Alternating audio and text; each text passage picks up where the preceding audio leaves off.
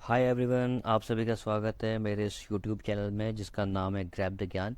और आज की इस वीडियो में हम क्लास 10th की साइंस का फर्स्ट चैप्टर जिसका नाम है केमिकल रिएक्शंस एंड इक्वेशंस पढ़ रहे हैं। तो चैप्टर का नाम है केमिकल रिएक्शंस एंड इक्वेशन। तो सबसे पहले जो हम पॉइंट पढ़ने वाले हैं वो हम पढ़ेंगे केमिकल रिएक्शंस क्या होती हैं। केमिकल रिएक्शंस डिफरेंट डिफरेंट इसके हमारे पास पॉइंट हैं पता करने के लिए कि क्या कैसे केमिकल रिएक्शंस होती हैं। ठीक है, मैं आपको कुछ एग्जांपल देता हूँ केमिकल रिएक्शन क्या होती हैं। आपका मिल्क को आप जब कन्वर्ट करते हैं कर्ड में, जब मिल्क को कन्वर्ट करते हैं कर्ड में, ठीक है। और क्या हो सकता है, आपका जो खाना बनाते हैं घर पे वो भी एक काइंड ऑफ केमिकल रिएक्शन है। आप इतनी सारी चीज़ें उसमें डालते हैं, फिर उन सबका जैसे मान लीजिए आपने कोई मसाला वगैरह डाला तो उसका फ्लेवर आता है, वो भी एक पूरी जो रिएक्शन होती है। बहुत सारा खाना बनाने में आप मसाले वगैरह डालते हैं, हर एक आइटम डालते हैं, वो भी काइंड ऑफ केमिकल रिएक्शन है। ठीक है। और हमारे जो खाना डाइजेस्ट होता है, ये तुम्हारी ये कुछ पॉइंट तो इसमें एनसीईआरटी की बुक में भी दिए हुए हैं। जैसे खाना जो हमारा डाइजेस्ट होता है वो भी केमिकल रिएक्शन है। तो ठीक है, हम कैसे पता करते हैं कि केमिकल रिएक्शन हो रही है, सबसे पहले ये जानते हैं। तो पहला पॉइंट यहाँ क्या लिखा हुआ है, यहाँ दिया हुआ है चेंज इन स्टेट। अगर किसी की भी मैटर का स्टेट चेंज हो रही है तो हम ये देख सकते हैं कि हो सकता है वहाँ पे केमिकल रिएक्शन हो। ठीक है। और दूसरा है चेंज इन कलर। कलर में अगर चेंज हो रहा है तो भी केमिकल रिएक्शन हो सकती है। Evolution of a gas. अगर कोई गैस उसमें से बाहर आ रही है, गैस इवॉल्व हो रही है, तो भी केमिकल रिएक्शन होता है। सेम ऐसा है टेम्परेचर के साथ। अगर टेम्परेचर में चेंज है, अब वो चाहे इंक्रीमेंट हो या डिक्रीज़ हो, वो दोनों कंडीशन में केमिकल रिएक्शन हो रही है। ठीक है, ये बहुत बेसिक है, इसके पीछे में बहुत ज़्यादा जाना नहीं है, बहुत ज़्यादा मार्क्स का हमारा इसका वेटेज है नहीं। आपको बस समझना है कि केमिकल रिएक्शन कैसे क्या होती हैं। ठीक है, उसके बाद आगे बढ़ना है। वैसे इन जनरल दो टाइप के जो रिएक्ट चेंजेस होते हैं, फिजिकल और केमिकल। तो केमिकल चेंजेस के बिहाफ पर ही केमिकल रिएक्शन बनाई गई हैं। ठीक है। अब चलते हैं हम वर्ड इक्वेशन पे। अब देखिए, आपका जो केमिकल चेंजेस हो रहे हैं तो हम इसको लिखेंगे, यहाँ पे कोई वर्ड देंगे। जैसे हमने क्या लिखा यहाँ पे, मिल्क से कर्ड बन गया। ठीक है। और भी बहुत सारे आपके एग्जांपल हो सकते हैं, तो जैसे आपके केमिस्ट्री के अकॉर्डिंग बोल रहा हूँ मैं। तो आपकी जो एनसीईआरटी में है एक अच्छा एग्जांपल दिया हुआ है, मैग्नीशियम एंड ऑक्सीजन मिलके क्या बनाते हैं, मैग्नीशियम ऑक्साइड। तो यहाँ पर एग्जांपल में क्या दिया है कि मैग्नीशियम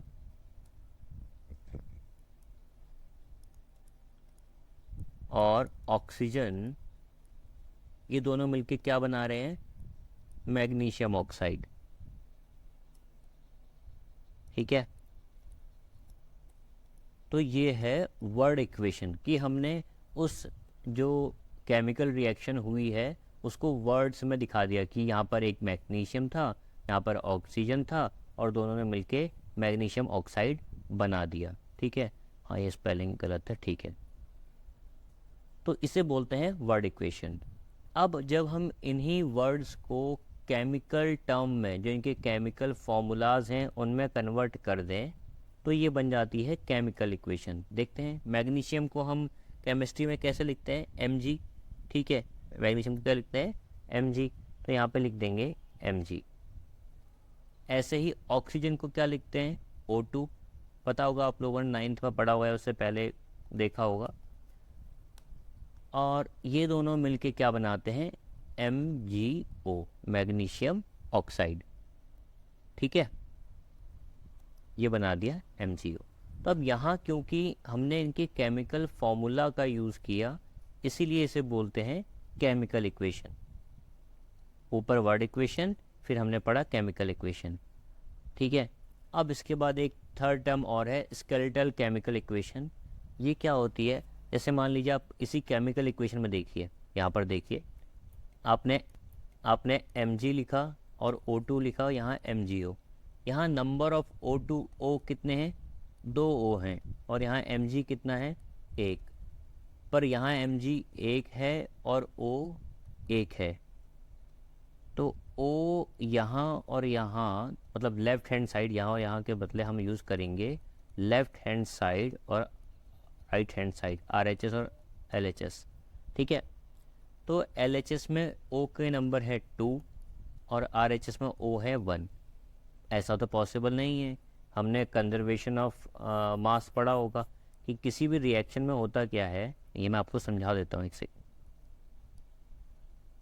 किसी भी रिएक्शन में क्या होता है कि अगर आपके LHS में मास कुछ है, जितना भी मास है, x मास है मान लीजिए, तो RHS में भी उतना ही होगा। ये किस स्टेटमेंट को प्रूव करता है? Conservation of energy, conservation of mass, ठीक है, कि मास can not be created not be destroyed. अब अगर यहाँ O2 थे तो यहाँ 1 क्यों है, तो ये प्रॉब्लम क्रिएट करता है, ठीक है। इस टाइप की रिएक्शन जो बैलेंस नहीं होती हैं, अभी जो ये रिएक्शन है ये बैलेंस रिएक्शन नहीं है, तो इस टाइप की अनबैलेंस्ड रिएक्शन को बोलते हैं स्केलेटल केमिकल इक्वेशन, ठीक है।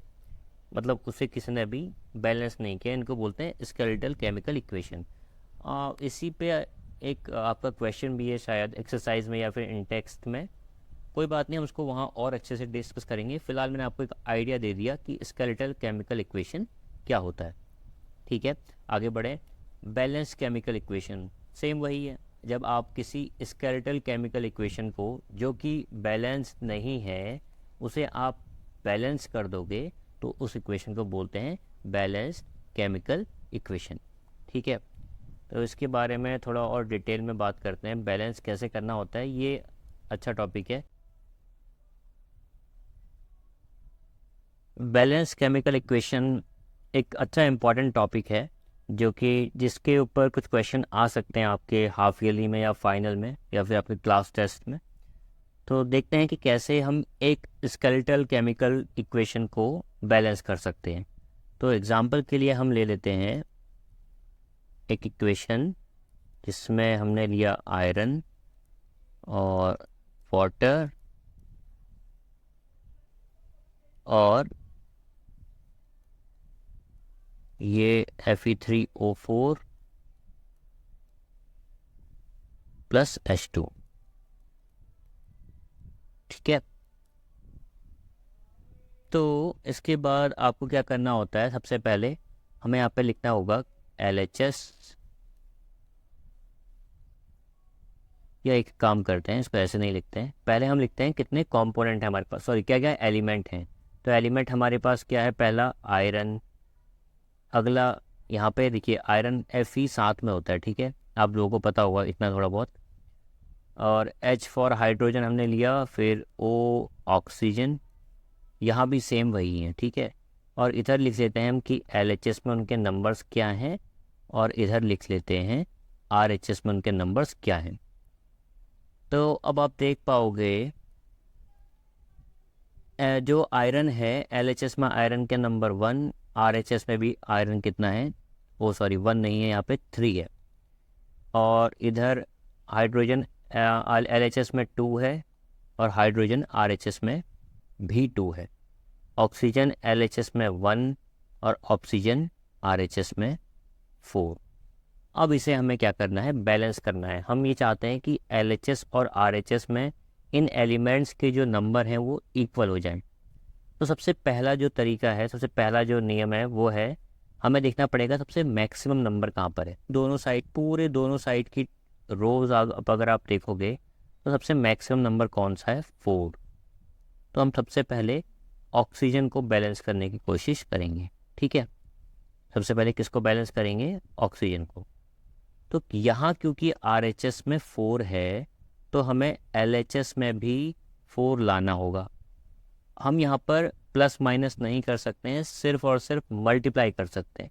तो मैं 1 में किसका मल्टीप्लाई करूँ कि 4 आ जाए, तो बहुत सिंपल है, 4 का मल्टीप्लाई करो और यहाँ पे क्या आ जाएगा, 4 आ जाएगा। जैसे ही आप ये करोगे वैसे ही तुरंत आपने यही ऊपर कर देना है उस रियल इक्वेशन में। तो क्योंकि मैंने इस O को 4 से मल्टीप्लाई किया है तो इस O के सामने मुझे क्या लगाना पड़ेगा, 4 लगाना पड़ेगा, ठीक है। अब ऐसा नहीं कि आप ऐसा कर दो H2 4O, ये पॉसिबल नहीं है, ये गलत है, ये मत करना। और ना ही आप ऐसा कर सकते हो H2O4, ये भी गलत होता है। हमेशा आपको कंपाउंड या एलिमेंट के सामने से ही उस नंबर को लगाना होता है, ठीक है। तो ये दोनों क्या हैं, गलत हैं, ऐसी अप्रोच मत रखना। मैं इसे मिटा भी देता हूँ, ठीक है। तो आपने क्या किया, यहाँ पे O के सामने 4 लगा दिया। ऐसा करते ही ऑक्सीजन बैलेंस हो गया, और हाइड्रोजन तो ऑलरेडी बैलेंस्ड है, हमें कोई प्रॉब्लम है नहीं।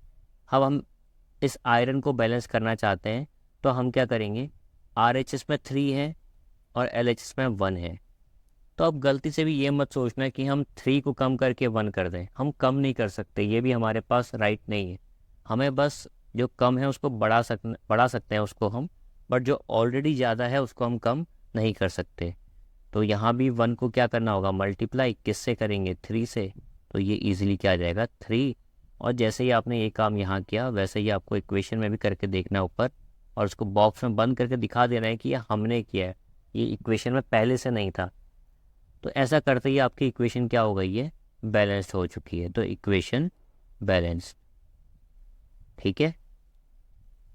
अब अगर आपने ये समझ लिया है तो बहुत अच्छी बात है, और अगर नहीं समझे हैं तो इसके बाद जो आने वाले इंटेक्स्ट हैं और एक्सरसाइज हैं वहाँ हम सॉल्व करेंगे इन्हें बहुत अच्छे से डीप में, तो आप इसको वहाँ पर देख सकते हैं, ठीक है। फिलहाल के लिए आगे बढ़ते हैं हम लोग। अगला टॉपिक है इसमें टाइप्स ऑफ केमिकल रिएक्शन। अब हमने केमिकल रिएक्शन क्या होती है उसके बारे में पढ़ा। इसमें क्या होता है, मान लीजिए आपने एक एलिमेंट लिया या कंपाउंड कुछ भी लिया है, और दूसरा बी है, तो इन दोनों के रिएक्शन से एक थर्ड प्रोडक्ट बनता है, उसका नाम है सी।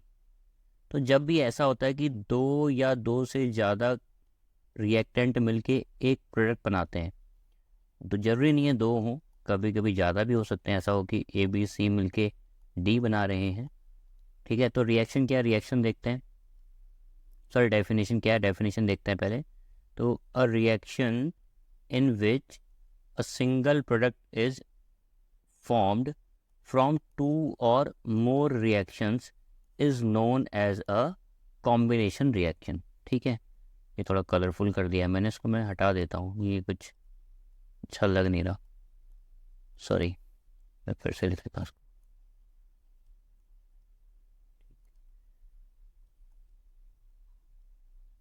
चल रहने देते हैं, इसको ठीक करने जाएंगे तो और बहुत टाइम लगेगा, तो लेट इट बी, ठीक है। तो आपको समझ में आ गया कॉम्बिनेशन रिएक्शन क्या होती है। वो रिएक्शन जहाँ 2 या 2 से ज़्यादा केमिकल कंपाउंड या एलिमेंट मिलके किसी सिर्फ एक प्रोडक्ट को बनाते हैं, ठीक है। तो यहाँ पे आप देख पा रहे हो नीचे एग्जांपल हैं, ये कार्बन दिया है हमें, ठीक है, ये कार्बन है, और कार्बन और ऑक्सीजन मिलके क्या बनाते हैं, CO2, कार्बन डाइऑक्साइड। तो यहाँ पर 2 प्रोडक्ट मिले हैं, फर्स्ट ये है, ये फर्स्ट है और ये सेकंड है, ये दोनों ने मिलकर क्या बनाया, CO2। सेम है फॉर्मेशन ऑफ वाटर। अच्छा, ये इसका टॉपिक का नाम देखिए यहाँ पे क्या है, बर्निंग ऑफ कोल। तो आपसे अलग से क्वेश्चन ये भी पूछा जा सकता है कि कोल बर्निंग की रिएक्शन क्या होती है, तो ये भी आप वहाँ पे लिख सकते हैं। ऐसा मतलब पूछेंगे या नहीं ये तो डिपेंड करता है, बट ये भी एक हो सकता है। नेक्स्ट है फॉर्मेशन ऑफ वाटर, पानी कैसे बनता है। तो जब हाइड्रोजन के 2H2 और O2 आपस में मिलते हैं और मिलके क्या बनाते हैं, 2H2O, तो इस तरीके से क्या बन गया, पानी बन गया। अच्छा, कॉम्बिनेशन रिएक्शन का नाम देख के ही आपको समझ में आ रहा होगा, का नाम है कॉम्बिनेशन। मतलब जब 2 या 2 से ज़्यादा एलिमेंट, ठीक है, एक दूसरे से जुड़ रहे हैं, ठीक है। तो कॉम्बिनेशन रिएक्शन आपको उम्मीद है समझ में आ गया होगा। आप अपने एग्ज़ाम के पॉइंट ऑफ व्यू से इसकी डेफिनेशन ज़रूर याद करना, पहली बात, और डेफिनेशन के साथ साथ कम से कम 2 एग्जाम्पल तो इसके ज़रूर याद करना, ये रिकमेंडेड है, मतलब बहुत ज़रूरी है। चलिए आगे बढ़ते हैं नेक्स्ट में। तो नेक्स्ट है एक्सोथर्मिक रिएक्शन। एक्सोथर्मिक रिएक्शन क्या होती है, पहले मैं आपको समझा देता हूँ, फिर इसकी डेफिनेशन पढ़ते हैं। एक्सोथर्मिक वो रिएक्शन होती हैं जिन रिएक्शन में प्रोडक्ट के साथ साथ हमें और क्या मिलता है, हीट भी मिलती है। जिससे मैं यहाँ पे लिख लेता हूँ। देखो आपने ये ए और बी को ऐड किया और आपको क्या मिला, सी। आपको जब ऐसे में इन दोनों को क्या बोलते हैं, इनको बोलते हैं हम रिएक्टेंट। जो दो रिएक्ट कर रहे होते हैं उनको बोलते हैं रिएक्टेंट, और जो फाइनल हमें मिलता है इसको बोलते हैं हम प्रोडक्ट। ठीक है, तो जब हमें रिएक्टेंट के रिएक्शन करने के बाद प्रोडक्ट के साथ साथ हीट मिलती है, तो इस सिचुएशन में जो रिएक्शन होती है, इस रिएक्शन को बोलते हैं, जहां हमें हीट मिलती है उस रिएक्शन को हम बोलते हैं एक्सोथर्मिक। ठीक है, थर्मल वर्ड आपने सुना होगा हीट के लिए, तो यहाँ पे थर्मिक आपके हीट को दिखाता है और एक्सो मतलब निकल रही है। तो जिस रिएक्शन में हीट निकलती है उस रिएक्शन को बोलते हैं एक्सोथर्मिक। चलो डेफिनेशन देखो, a reaction in which heat is released, heat निकलती है along with the formation of products are called exothermic reaction। Product के साथ साथ जिस रिएक्शन में हमें हीट भी मिलती है उस रिएक्शन को कहते हैं एक्सोथर्मिक रिएक्शन। ठीक है, पहला एग्जांपल क्या दिया है, burning of a natural gas.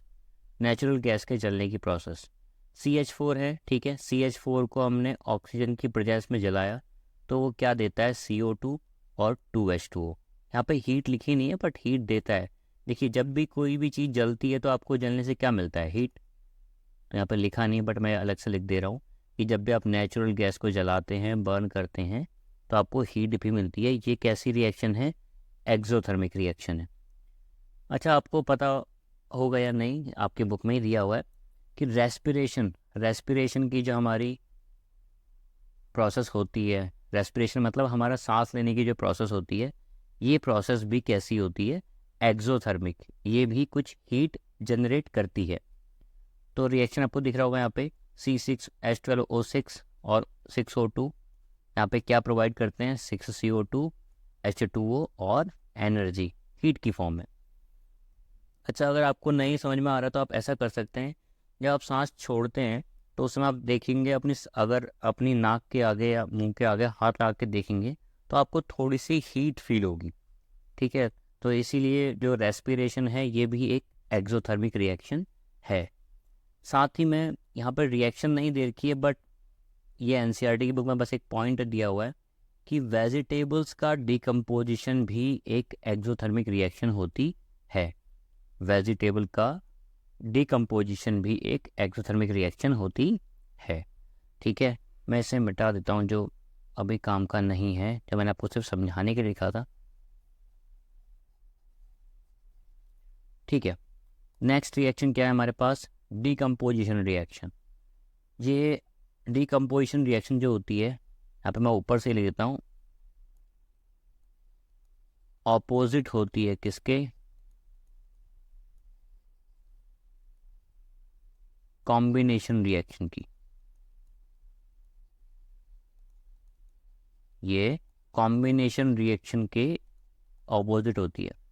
जैसे हमने कॉम्बिनेशन रिएक्शन में क्या देखा था, हमने वहाँ देखा था, मैं यहाँ पे इस बॉक्स में लिख रहा हूँ, कि जब A और B मिलते हैं, वहाँ पे कंबाइन होते हैं तो C बनाते हैं। इसमें क्या होता है, अकेला एक प्रोडक्ट C होता है और वो अपने छोटे पार्ट्स में ब्रेक डाउन होता है और हमें अलग अलग टाइप के प्रोडक्ट्स देता है। ठीक है, तो डिकम्पोजिशन देख के लग रहा है कि जिसमें आप किसी को डिकम्पोज करते हैं, तोड़ते हैं। तो इसकी डेफिनेशन क्या है, the reaction in which a single reactant, इसमें सिर्फ एक ही रिएक्टेंट होगा। ठीक है, डिकम्पोजिशन रिएक्शन में आपको ध्यान रखना है कि रिएक्टेंट सिर्फ एक ही होगा। रिएक्टेंट कौन होते हैं, जो लेफ्ट हैंड साइड में होते हैं। ठीक, ये एक ही रिएक्टेंट होता है और ये ब्रेक डाउन होता है, टूटता है। कैसे, टू गिव सिंपलर प्रोडक्ट्स, बहुत सिंपल प्रोडक्ट्स प्रोवाइड करता है। ठीक, this is a decomposition reaction. इस टाइप की रिएक्शन को हम क्या बोलते हैं, डिकम्पोजिशन रिएक्शन। अब जो इम्पोर्टेंट बात इसमें है वो ये है कि डिकम्पोजिशन रिएक्शन 3 टाइप की होती हैं। ये एनसीईआरटी में बहुत क्लियर नहीं दिया है, वैसे दिखा रखा है बट बहुत क्लियर नहीं है, तो मैंने इन तीनों को यहाँ पर दिखा रखा है। मैं 1 बाय 1 इनके बारे में आपको डिस्क्राइब कर देता हूँ।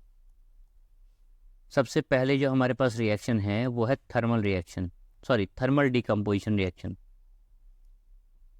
ठीक है, थर्मल डिकम्पोजिशन ये रहा।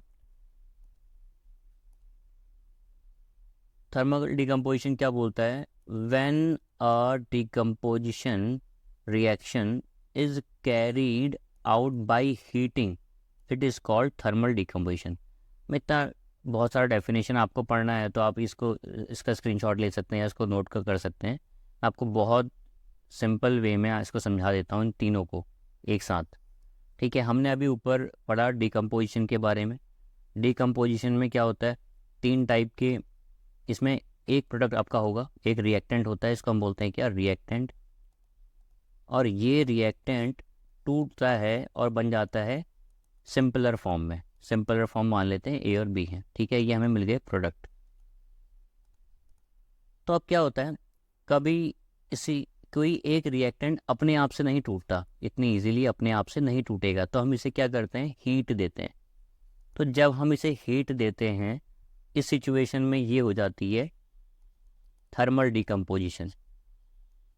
ठीक है, ये कैसा डिकम्पोजिशन होता है? Thermal decomposition. इस बार मैं बता देता हूँ आपको, फिर से सी है और सी टूट गया ए और बी में, और इस बार आपने हीट के बदले क्या प्रोवाइड किया? इलेक्ट्रिसिटी।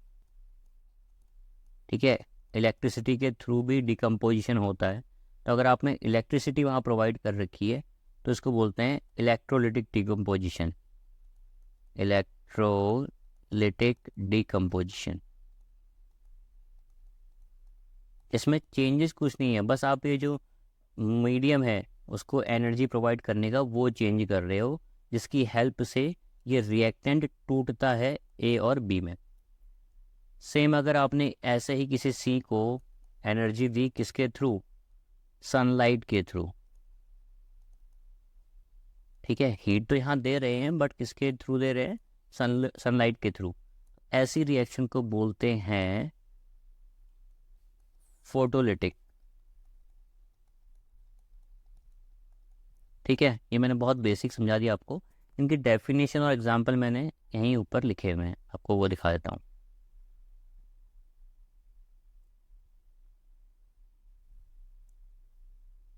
तो सबसे पहले है थर्मल डिकम्पोजिशन, आप देख रहे हैं। When a decomposition reaction is carried out by heating, जब हीटिंग के थ्रू डिकम्पोजिशन होता है तो उसे बोलते हैं थर्मल डिकम्पोजिशन। रिएक्शन दे रखी है कि यहाँ पर फेरस सल्फेट है और उसको हीट प्रोवाइड करी, तो वो क्या बन गया? फेरिक ऑक्साइड और सल्फर डाइऑक्साइड और सल्फर ट्राइऑक्साइड। ठीक है, और ऐसा ही एक और एग्जांपल दिया है कि हमने लाइम स्टोन को CaCO3 को हीट प्रोवाइड करी तो वो किस में कन्वर्ट हो गया? CaO कैल्शियम ऑक्साइड में और CO2 कार्बन डाइऑक्साइड में। ठीक है, आपको यहाँ पर एक और बात बता देता हूँ, लगे हाथ, इसमें CO2 के बारे में बात आ रखी है, सॉरी कैल्शियम के बारे में। तो सबसे पहले हमें जो अर्थ लेवल पे मिलता है वो मिलता है CaCO3। मैं कैल्शियम कैसे मिलता है उसकी बात बता रहा हूँ, कैल्शियम और ये कैल्शियम ऑक्साइड वगैरह। तो CaCO3 मिलता है, इसे बोलते हैं हम लाइमस्टोन। ठीक है, ये ऐसा ही मिलता है अर्थ में। इसके बाद इसको प्रोसेस करके तोड़ के बन जाता है CaO, जो हो गया कैल्शियम ऑक्साइड, इसको बोलते हैं क्विक लाइम। ठीक है, इसके बाद आप इस CaO को वाटर के साथ रिएक्ट करवाते हो, तो इसमें यहीं पर मैं H2O लगा दे रहा हूँ और ये बना देता है CaOH का होल ट्वाइस, जिसको बोलते हैं हम लोग स्लेक्ड लाइम। ठीक है, इसके बारे में आगे पढ़ेंगे वैसे, बस मुझे अभी दिखा तो मैंने सोचा बता दूं। फिलहाल हम डिकम्पोजिशन में वो है इलेक्ट्रोलिटिक डिकम्पोजिशन।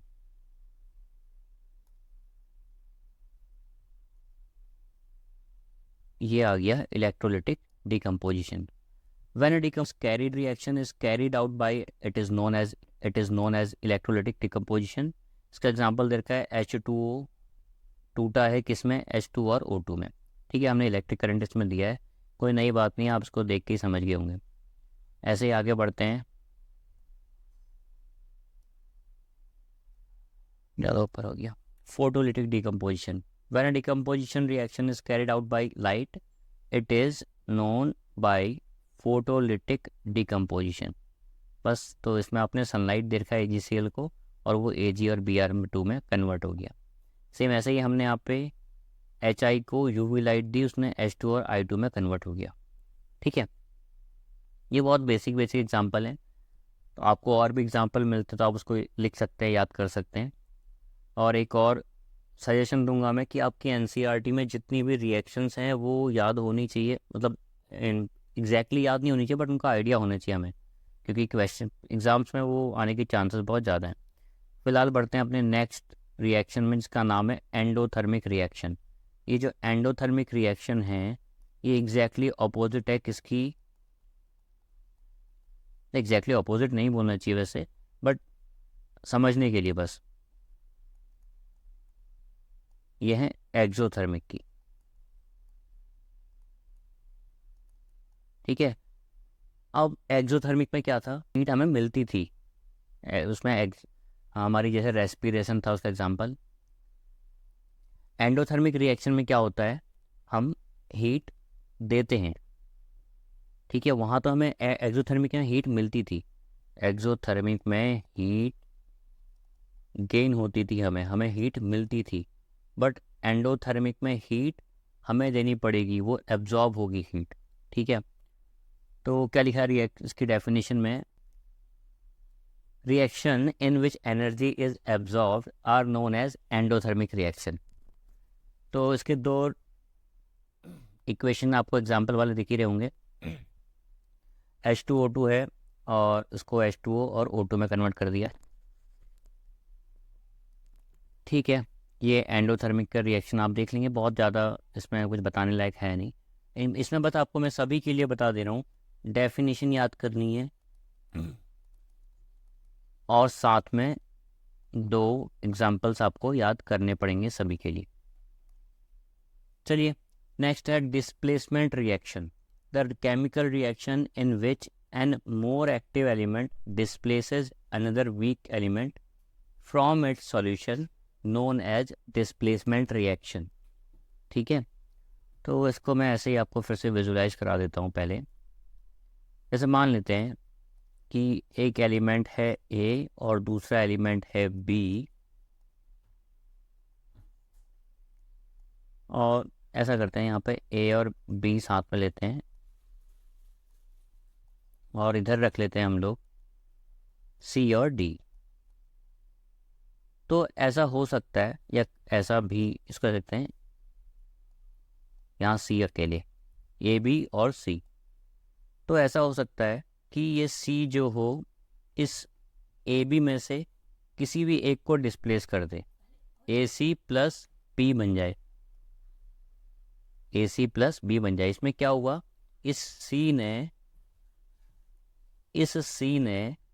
इस B को, इस C ने यहाँ से B को डिस्प्लेस कर दिया। इसने उसको बोला भाई चल तू खिसक ले और यहाँ मैं रहूँगा। तो C यहाँ आ गया और B बेचारा भाग के अलग बैठ गया कोने में।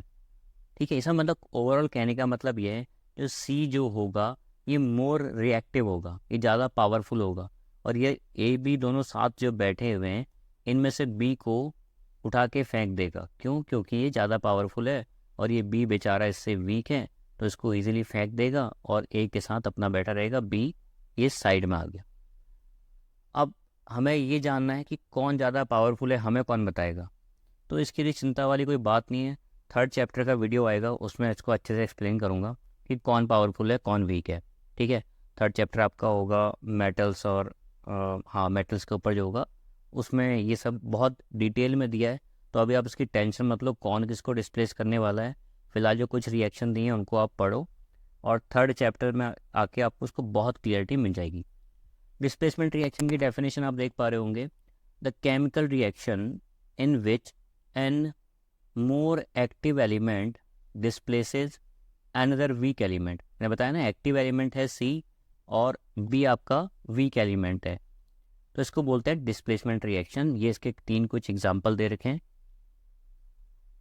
अब बढ़ते हैं नेक्स्ट, इसका नाम है डबल डिस्प्लेसमेंट। अब डिस्प्लेसमेंट इस बार तो हो रहा है, ठीक है, सॉरी, मैं आपको डिस्प्लेसमेंट वाले में एग्जांपल दिखाता हूँ यहाँ पे। इस वाले में आप देखिए, यहाँ पे आयरन है और ये CuSO4 है। तो आपने देखा Fe ने, आयरन ने कॉपर को डिस्प्लेस कर दिया, कॉपर को अकेला यहाँ फेंक दिया और यहाँ FeSO4 खुद एक नया कंपाउंड बना के बैठा हुआ है। तो इसका मतलब कौन ज़्यादा एक्टिव है? Fe ज़्यादा एक्टिव है Cu के कंपैरिजन में। फिर आते हैं Zn और CuSO4 में। तो यहाँ भी Zn ने Cu को डिस्प्लेस करके SO4 के साथ अपना एक कंपाउंड बना रखा है। Cu फिर से यहाँ अकेला कोने में है। सेम यहाँ थर्ड में भी Pb और CuCl2 में Pb ने Cu को डिस्प्लेस कर दिया और PbCl2 बना दिया। ठीक है, अब चलते हैं हम नेक्स्ट में, double displacement reaction. Double displacement reaction क्या होती है? डिस्प्लेसमेंट हो रहा है बट डबल। तो आप उसको पहले समझ लेते हैं एग्जांपल से, फिर जाएंगे हम डेफिनेशन में। तो यहाँ क्या हो रहा है, एक पहला एलिमेंट है, पहला कंपाउंड है Na2SO4 और यहाँ है BaCl2। तो क्या हुआ, BaSO4 बना है। इसका मतलब यहाँ से SO4 और यहाँ से Ba, इन दोनों ने मिलके क्या बनाया? BaSO4। अब ऐसा नहीं कि सिर्फ एक बंदा अकेले कोने में पड़ा हुआ है, इस बार दोनों ने एक्सचेंज किया है, इसीलिए इसको डबल डिस्प्लेसमेंट बोल रहे हैं। और यहाँ Na2 और Cl2 ने अलग एक कंपाउंड बनाया और बना दिया 2NaCl। दिख रहा है? तो इन दोनों में से दोनों का डिस्प्लेसमेंट हुआ है। यहाँ से SO4 डिस्प्लेस हो गया है, इधर से Cl2 डिस्प्लेस हो गया है, ऐसा कह सकते हैं। ठीक है, जहाँ ऐसा होता है उन सिचुएशन को बोलते हैं डबल डिस्प्लेसमेंट। चलिए अब इसकी डेफिनेशन पढ़ लेते हैं। The reaction in which there is an exchange of ions. यहाँ पे हमने आयंस एक्सचेंज कर दिए, ठीक है, क्योंकि Na2SO4 में SO4 एक नेगेटिव आयन लेके चलता है, BaCl2 में यहाँ Cl2 अलग। तो यहाँ पर पॉजिटिव Na2 ने Cl2 माइनस को बुलाया और SO4 माइनस को Ba+ ने बुलाया। कुल मिला के आयंस भी एक्सचेंज होते हैं, एक्चुअली आयंस ही एक्सचेंज होते हैं, बट अभी समझने के लिए हम समझ लेते हैं कि वो आपस में डिस्प्लेस कर रहे हैं एक दूसरे को। फिर से इसमें मैं बताना चाहूँगा, बहुत ज़्यादा हमें डिटेल में जाना नहीं है, हमें क्या पढ़ना है, डेफिनेशन आनी चाहिए और हमें समझ में आना चाहिए पहले कि है क्या, और साथ में 2 एग्जाम्पल तो आने ही चाहिए। ठीक है, अच्छा, मैंने आपको जो ऊपर अभी एक डिकम्पोजिशन कराया था, इसके 3 टाइप कराए थे। इसमें तीनों टाइप के लिए एक एग्जाम्पल याद करना होगा और सभी की डेफिनेशन भी। ये बहुत इंपॉर्टेंट है तीनों टाइप्स, इनके लिए इनके पास से अलग सवाल आता है एक। तो आगे बढ़ते हैं, डबल डिस्प्लेसमेंट हो गया, अब आया प्रेसिपिटेशन रिएक्शन। ये बहुत ईजी है। देखो, इसका मैं आपको सिंपल एग्जांपल देता हूँ कि जैसे मान लो आप नॉर्मल लाइफ में कोई सोल्यूशन बना रहे हो, ठीक है, और आपने बीकर में कुछ लिया, उसमें लिक्विड लिया और कुछ मिला दिया। अब वो जो आपने मिलाया वो सॉल्युबल नहीं है और वो लास्ट में आपके ग्लास में या किसी भी पॉट के सरफेस के एंड में नीचे आके जमा हो गया। ठीक है, तो ये जो जमा हो जाता है, जो इनसॉल्युबल अमाउंट बचता है, इसे बोलते हैं पर्सिपिटेट। ठीक है, शॉर्ट फॉर्म में PPT भी सुना है मैंने कहीं कहीं पे, अब डिपेंड करता है आपके वहाँ यूज़ होता है या नहीं। तो ये जो पर्सिपिटेट होता है, जिस भी रिएक्शन में पर्सिपिटेट बनता है, उस रिएक्शन को बोलते हैं पर्सिपिटेशन रिएक्शन। अब प्रेसिपिटेशन रिएक्शन का क्या होता है, इसमें दिखा, जो भी प्रेसिपिटेट बन रहा होता है उसके सामने आपको ऐसा एरो दिखेगा, डाउन साइड एरो। ठीक है, जब भी ऐसा दिखे तो समझ जाओ ये क्या बन रहा है, PPT बन रहा है, सॉरी प्रेसिपिटेट बन रहा है। तो इसकी डेफिनेशन क्या है? Any reaction that produces a precipitate is called a precipitation reaction. Example के लिए मैंने आपको एक रिएक्शन दे दी है, हो सकता है आपकी बुक की हो या आपको भी मिल जाएगी, नहीं मिलेगी आप कोशिश करना, खुद से भी कुछ काम करना। ये आपके लिए होमवर्क हो गया कि आप सभी रिएक्शंस के लिए कम से कम 2-2 अलग अलग रिएक्शंस लिखो फॉर एग्जांपल के लिए। ठीक, प्रेसिपिटेशन रिएक्शन हो गई। अब चलते हैं ऑक्सीडेशन। ये बहुत इंपॉर्टेंट है, इसको अभी यहीं समझ लेना ऑक्सीडेशन को, क्योंकि ये आपको फिर 12th में भी बहुत परेशान करता है। तो ऑक्सीडेशन क्या है? Oxidation is gain of oxygen और loss of hydrogen. Simple word में, अगर किसी भी रिएक्शन में किसी कंपाउंड में ऑक्सीजन जुड़ रहा है तो उसका ऑक्सीडेशन हो रहा है। ऑक्सीजन जुड़ने की प्रोसेस को ऑक्सीडेशन बोलते हैं, या फिर हाइड्रोजन के निकलने की प्रोसेस को, तो यहीं पे लिख देता हूँ मैं। ऑक्सीडेशन क्या है? ऑक्सीडेशन क्या है? तो एडिशन ऑफ ऑक्सीजन, इसे हम बोलते हैं ऑक्सीडेशन, या फिर डिडक्शन ऑफ हाइड्रोजन, इसे भी हम क्या बोलते हैं?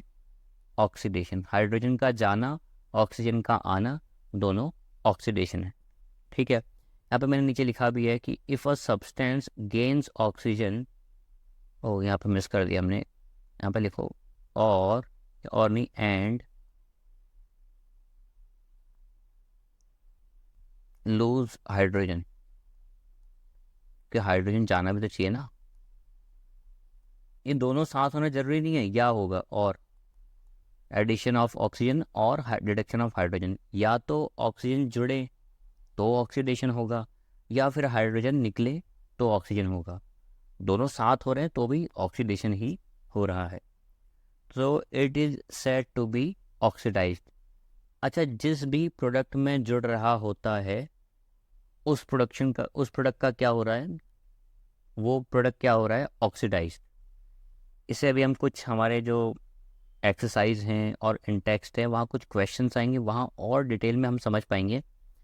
फिलहाल अभी के लिए आप ऑक्सीडेशन समझ गए क्या होता है। ऑक्सीडेशन, ऑक्सीजन का जुड़ना ऑक्सीडेशन है, और हाइड्रोजन का निकलना भी ऑक्सीडेशन कहलाता है। एग्जाम्पल मैंने आपको दिया है, यहाँ पे Cu और O2 है, कॉपर में ऑक्सीजन जुड़ गया तो इसका क्या हो गया? ऑक्सीडेशन हो गया।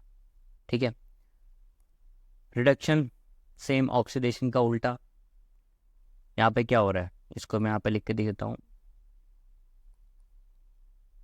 ओके,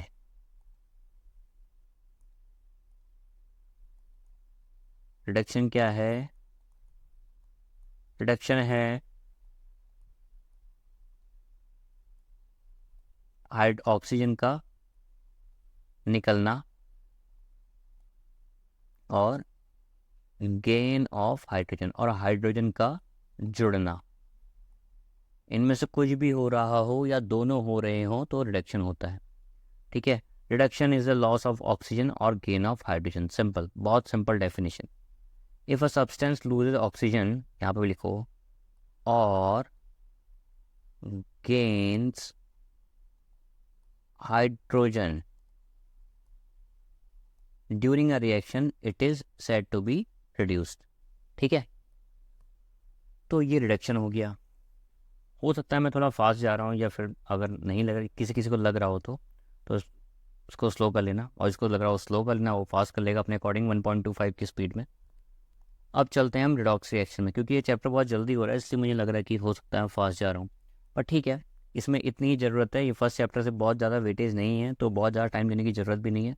1-2 दिन दो बहुत, उसके बाद टाइम देने की इतनी ज़रूरत है नहीं इसको। इंपॉर्टेंट टॉपिक्स इसमें है ऑक्सीडेशन, रिडक्शन, रिडॉक्स, और स्टार्टिंग में जब मैंने बताया था आपको डिकम्पोजिशन रिएक्शन, उसमें 3 टाइप्स होते हैं वो, और बैलेंस, इक्वेशन बैलेंस करना, वो एक इंपॉर्टेंट टॉपिक है। ये गिन के 4 या 5 टॉपिक्स हैं, इन्हीं में से कुछ आता है एग्ज़ाम में। इसके अलावा कभी कुछ आता हुआ तो शायद आ भी सकता है, अब 100% गारंटी किसी चीज़ की नहीं होती। ठीक है, ये नई रिएक्शन आ गई, रिडॉक्स रिएक्शन। रिडॉक्स रिएक्शन क्या होती है, इसको पहले मैं आपको थोड़ा आपके लिए ब्रीफ करता हूँ। रिडक्शन आपने सुना है, ऑक्सीडेशन आपने सुना है। रिडक्शन का रेड उठा लो, ऑक्सीडेशन का ऑक्स उठा लो, इसको मिलके बनाया गया है रिडॉक्स रिएक्शन। ठीक है, वो रिएक्शन जिसमें रिडक्शन भी हो रहा हो और जिसमें ऑक्सीडेशन भी हो रहा हो, ऐसी रिएक्शन को बोलते हैं रिडॉक्स रिएक्शन। ठीक है, the reaction in which one reactant gets oxidised while the other gets reduced during a reaction, such reactions are called oxidation reaction, oxidation reduction or redox reaction. ये एग्जांपल दिया देखो, इसमें सी है, सी का बन गया CO, तो सी में ऑक्सीजन जुड़ गया तो CO का क्या हो गया, ऑक्सीडेशन हो गया। यहाँ पे CO क्या हो गया, ऑक्सीडाइज। ZNO में से ऑक्सीजन निकल गया तो ZNO का क्या हो गया, रिडक्शन। ठीक है, तो बहुत सिंपल है रेडॉक्स रिएक्शन भी। अच्छा, आप देख रहे हैं मैंने हर रिएक्शन के आगे नंबर लिखा हुआ है। ये मैंने इसीलिए लिखा है कि आप याद कर पाओ कि इस पूरे चैप्टर में कितने टाइप की रिएक्शन हमारे पास है। तो 10 टाइप की तो अभी तक हमें मिल चुकी हैं, तो इतनी ही है शायद, इसके बाद नहीं है अब। हाँ, इसके बाद रिएक्शन नहीं है। तो 10 टाइप की रिएक्शन है। आपको इन सभी रिएक्शंस की डेफिनेशन याद होनी चाहिए और इनके दो दो एग्जाम्पल सभी के याद होने चाहिए। इसमें अभी मैंने डिकम्पोजिशन के जो 3 पार्ट थे उनको काउंट नहीं किया है, वो डिकम्पोजिशन के अंडर ही आ गए। चलिए और आगे बढ़ते हैं अब। Effect of oxidation. अच्छा, आपने ऑक्सीडेशन के बारे में तो पढ़ लिया, बट ऑक्सीडेशन से होता क्या है?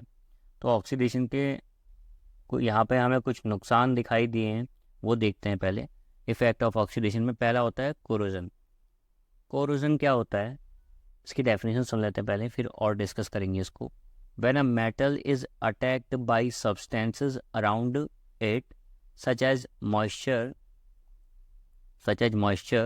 acids, etc., it is said to be corrode, and this process is called corrosion. तो ऐसा आपने देखा होगा कि जो मेटल आता है नया नया, मतलब कोई सा भी मेटल आपके आसपास, उससे अगर आप बाहर छोड़ दो बहुत लंबे टाइम तक, तो बाहर की नमी से, बाहर का जो मॉइस्चर है उससे, और भी अलग अलग टाइप के इसमें वेरिएबल हो सकते हैं किसी भी रीजन से, वो क्या हो जाता है, ख़राब हो जाता है, उसमें जंक लग जाता है, हमने देखा है मोस्टली। तो इस प्रोसेस को जो ये वो कोरोड हो जाता है, मतलब ख़राब हो जाता है, इस प्रोसेस को बोलते हैं कोरोजन। ठीक है, ये सिंपल सिर्फ थ्योरी है, इसमें समझने के लिए बहुत है नहीं, डेफिनेशन याद कर लेना और क्या होता है समझ लेना। रस्टिंग ऑफ आयरन, ये rusting of iron he corrosion है, बट जब आयरन की बात चलती है तो हम उसे रस्टिंग ऑफ आयरन बोलते हैं। क्या लिखा है, iron articles are shiny when new. ठीक है, जब हम आयरन के आर्टिकल आते हैं स्टार्टिंग में शाइनी होते हैं, but get coated with a reddish brown powder. किससे कोटेड रहते हैं, रेडिश ब्राउन पाउडर। आपने देखा होगा लोहे की चीज़ों पे आसपास कि रेडिश ब्राउन पाउडर बन जाता है उनके ऊपर। When left for some time, और कब बनता है, जब आप उनको कुछ टाइम के लिए ऐसे ही छोड़ देते हो। ठीक है, so this process commonly known as rusting of iron. हाँ, तो इसको हम हिंदी में बोलते हैं जंक लगना लोहे के आइटम में, और यहाँ है रस्टिंग ऑफ आयरन। कोरोजन हो गया, आपने देख लिया कि किसी भी सब्सटेंस को अगर मेटल को आसपास छोड़ दो तो वो किसी अलग अलग फॉर्म में ख़राब हो जाता है, तो उसे बोलते हैं कोरोजन। एसिड से हो सकता है, वो मॉइस्चर से हो सकता है, और भी अलग अलग वेरिएबल हो सकते हैं, उसके बारे में इतना डिटेल में अभी यहाँ पे ज़रूरत नहीं है। कोरोजन आपको 3rd चैप्टर मिल सकता है, अब अगर डिडक्ट कटा नहीं होगा आपके सिस्टम मतलब सिलेबस से, तो इसके बारे में हम वहाँ पे और डिटेल में पढ़ेंगे, क्योंकि वहाँ मेटल्स के बारे में बताया गया हो 3rd चैप्टर में। अब है 3rd आपका रेंसिडिटी। अच्छा, रस्टिंग ऑफ आयरन से मैं बचाने के लिए, हम आयरन को बचाने के लिए क्या क्या कर सकते हैं, हम पेंट करते हैं आयरन पे, है ना, और ऑयलिंग हो सकती है, ग्रीस वगैरह लगा सकते हैं, ऐसी चीज़ें जो जिससे ये रस्टिंग ना हो। सेम वही कोरोजन के लिए भी। अब है अगला टॉपिक हमारे पास, रेंसिडिटी। तो रेंसिडिटी क्या है कि ये भी एक ऑक्सीडेशन की वजह से होता है। इसमें क्या दिया definition, when fats and oils are oxidised they become rancid and their smell and taste change. तो जब ऑयली जो आइटम्स होते हैं, फूड आइटम्स जो होते हैं, और वो ऑक्सीडाइज हो जाते हैं, तो उनकी स्मेल और टेस्ट चेंज हो जाता है। ठीक है, तो ये जो पूरा प्रोसेस है, इस प्रोसेस को बोलते हैं रेंसिडिटी। ठीक है, और जो वो उनका स्मेल और टेस्ट चेंज होता है, इसको बोलते हैं रेंसिड, वो रेंसिड हो गए। ठीक है, प्रोसेस इसीलिए रेंसिडिटी कहलाई गई। तो आपने देखा होगा कि जो चिप्स वगैरह आते हैं हमारे, अगर उनकी हवा निकली हो, उसका मतलब बहुत लंबे टाइम से रखा हो, तो उसमें खाने में कुछ अलग टेस्ट आता है और स्मेल भी आती है। तो वो किसकी वजह से होती है, रेंसिडिटी की वजह से। और जो हम ये 5 रुपए की हवा नहीं मतलब लेस खरीदते हैं, तो उसमें क्या होती है, अंदर हवा होती है, वो हवा नहीं होती, उसमें नाइट्रोजन भरते हैं। क्यों भरते हैं, जिससे कि वो ऑक्सीडाइज ना हो पाए, क्योंकि ऑक्सीडाइज हो जाएगी तो क्या हो जाएगा, स्मेल आएगी, टेस्ट खराब हो जाएगा। तो उसमें नाइट्रोजन भरने का रीज़न है ऑक्सीडाइज ना हो। और जब आप कभी ऐसा पैकेट देखते हैं जिसमें नाइट्रोजन निकल गई होती है स्टार्टिंग से बहुत लंबे टाइम से, तो वो धीरे धीरे पैकेट क्या हो जाता है, ऑक्सीडाइज हो जाता है। फिर आप बोलते हो कि वो ख़राब है, मैं नहीं खाऊंगा या मैं नहीं खाऊंगी, उसे नहीं खाते हो। ऐसा सिर्फ लेज़ के साथ नहीं होता, मतलब किसी भी चिप्स के साथ हो सकता है, और अचार वगैरह रखते हैं घर में संभाल के, उनके साथ हो सकता है, खाने के साथ हो सकता है। अच्छा, एक अच्छा एग्जांपल और है, आप कभी एप्पल लो, ठीक है, हाँ आईफोन नहीं, खाने वाला एप्पल, तो उसे काट के रखो या आधा खुद से खा के रख दो बाहर, तो आप देखोगे 2-3 मिनट बाद उसमें ना कलर हल्का रेडिश कलर आ जाता है। तो उसमें हल्का रेडिश कलर आ जाता है। तो ये रेडिश कलर किसकी वजह से आता है, ये भी आता है ड्यू टू ऑक्सीडेशन, ठीक है। तो ऑक्सीडेशन की वजह से आपका सेब लाल हो जाता है। और ये किसी भी खाने की चीज़ के साथ हो सकता है, ऐसा ज़रूरी नहीं कि सेब के साथ ऐसा हो रहा है, कुछ भी और आप रख के देखना। अब मुझे अभी यही याद आया सडनली, तो और भी हो सकते हैं, ठीक है। रेंसिडिटी हो गई, तो आपके ये सभी टॉपिक्स मुझे लगता है क्लियर हो गए हैं अब। और इसमें जो जो कुछ रह गए होंगे तो अभी टेंशन लेने की ज़रूरत नहीं है, हम लोग अभी इसके इंटेक्स क्वेश्चन करेंगे, और हम साथ ही साथ इसके एक्सरसाइज भी करेंगे, तो उन सब में और डिटेल में इन सबको जान पाएंगे जो हमने अभी पढ़ा। और जैसे कि जो इक्वेशन बैलेंस करने वाला है वो सिर्फ एक इक्वेशन से तुम्हें नहीं समझ में आया होगा, तो अभी जितने भी एग्जांपल्स में होंगे और जितने भी एक्सरसाइज होंगी और जो इंटेक्स्ट होंगे वो हम लोग करेंगे, और बहुत ज़्यादा क्लियरली समझ में आ जाएगा, ठीक है। तो अभी के लिए इसको यहीं पे एंड करते हैं। आप इस अभी थ्योरी हो गई है, इसके बाद अलग से 2 वीडियोस और आएंगी, एक्टिविटीज़ की अलग, इंटेक्स की अलग, और एक्सरसाइज की, तो 3 हो गई है। तो 3 वीडियोस आएंगी इसी चैप्टर के ऊपर, उसमें और हमें समझने को मिलेगा बाकी सब, ठीक है। अभी के लिए काफ़ी है इतना।